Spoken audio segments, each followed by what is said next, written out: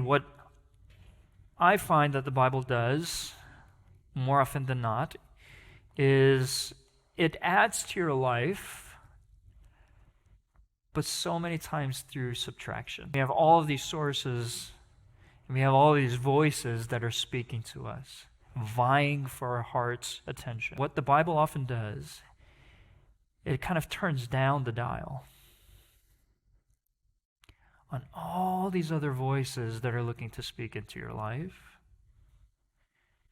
And it turns up the dial on the voice of God that is looking to speak to you. When that takes place, you begin to grow in your awareness of God's priorities for you.